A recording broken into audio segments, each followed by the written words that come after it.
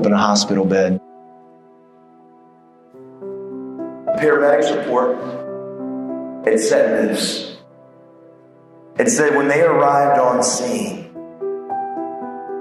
that there was only one person in the vehicle, me. And that I hit the tree going anywhere from 60 to 63 miles an hour. There was no brakes. I didn't even try to stop. And when I hit that tree, that case of beer bottles that was behind her catapulted forward at impact.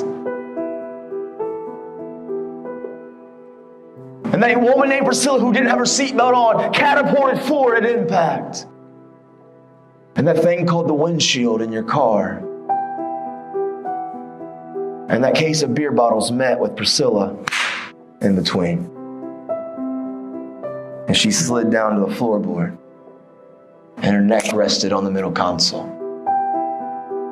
So I stayed up all night that night. And you know what? The paper had read 2 lifeline in a serious accident. Took her to Parkview Hospital. Nobody would tell me if she was alive, if she was dead. I had no idea, but I knew the paper said something that morning, and if she was alive or if she passed away, the paper would probably say something the next morning. The paper man shows up at like 4 a.m. He comes driving by, everything slows down like a movie. He rolls the window and he throws the paper, it hits, boom. I jump up, grab it, I rip open the rubber band, I roll it open. And there's the headline. Crash victim dies. At 23, choices and decisions that I made. Priscilla Owens lost her life. She was a mother of 2, she was a daughter, and she was a sister. Never did I think when I was in the 5th, 6th, 7th, 8th grade that at 23, I'd be responsible for taking the life of somebody. What happened, though, is the family wanted me to contact them right after that. And I called, and what do you say to that? What do you say? I'm sorry. But I called, and the family said, Nathan, well, listen, Priscilla was sober. It was her vehicle. We can't put all the blame on you, which I didn't agree with. I was solely to blame. I was the driver. I don't care how drunk I was. It was my fault. But they said, listen, there's no reason for 2 families to be destroyed. We want you to know that we love you, even though we don't know you. We forgive you, even though we don't know you. But do us a favor. Just try to make the world a better place. Try to don't let Priscilla die for nothing. Just make a difference. I got 11 years of my prison sentence knocked off. 11 years. I left prison. And when I left there, I got a letter from the governor's office that said that this young man he's serious about his change and he's trying to overcome and he's impacting and inspiring. I got this letter, this paper. That I left the prison. I was leaving the prison in street clothes. I left 11 years early. I came home 5 years ago.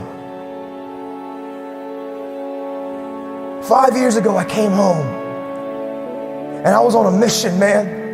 And I was just a broke down dude that's just hungry, and I refuse to fail. I refuse to give up. I may make mistakes. I may do it the first time, the second time, but failure's only failure until you stop trying. Listen, some of you're afraid and you're letting fear, whatever your dream, whatever your goal, whatever it is that you want to achieve, you're letting fear paralyze you. Listen to me. You're never going to know if you can swim unless you jump in the water.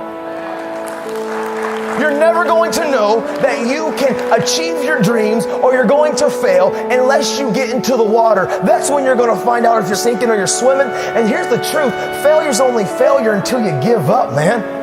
You don't have to get it right the first time. It's not about perfection. And so some of you, maybe you've struggled and you've messed up and you've relapsed, or you've made some hiccups, and even some of us that aren't struggling with addiction, you've made some poor business choices, some poor relationship choices. You've struggled. I'm telling you what, it's not about perfection. It's about progress. Keep putting one foot in front of the other. Giving up is not an option. Giving up on your loved ones is not an option. Giving up on your sobriety is not an option. It's not. I want you guys to understand, you're in the game, man. You're in the game, man. We're in this together. I refuse to believe that addiction and living a life full of drugs and bound to these thoughts and these failures is all that we have. It's not. I'm 10 years sober, and I promise I don't white knuckle it. I'm not counting the days. I'm just chasing down my dream, and I'm no different than any one of you in here. You plus God is always the majority. Period. Good choices will always have good results.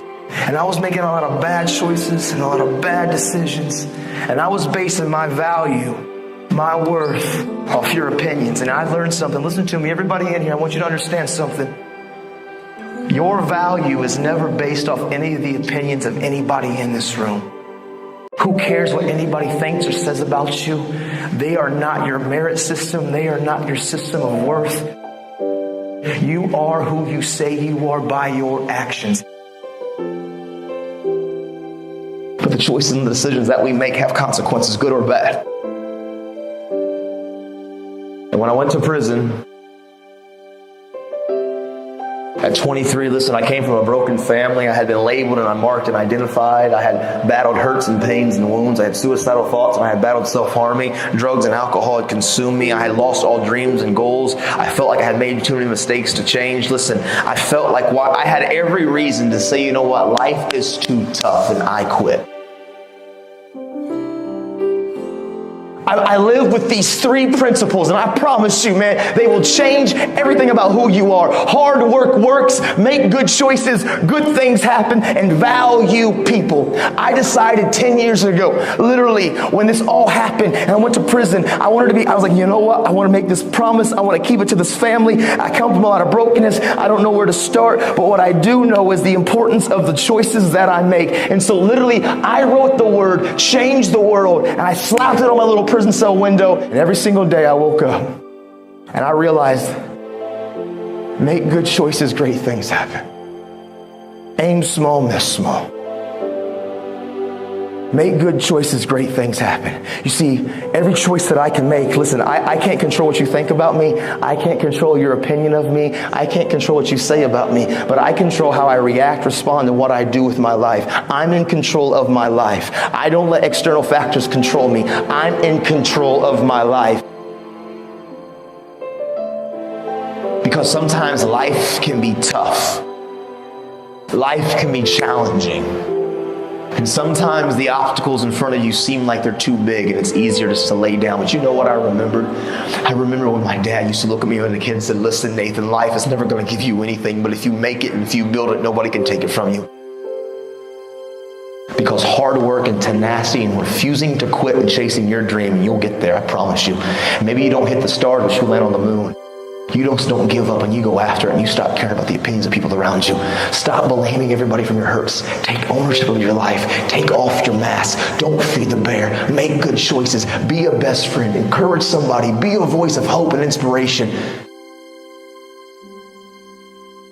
This is your moment.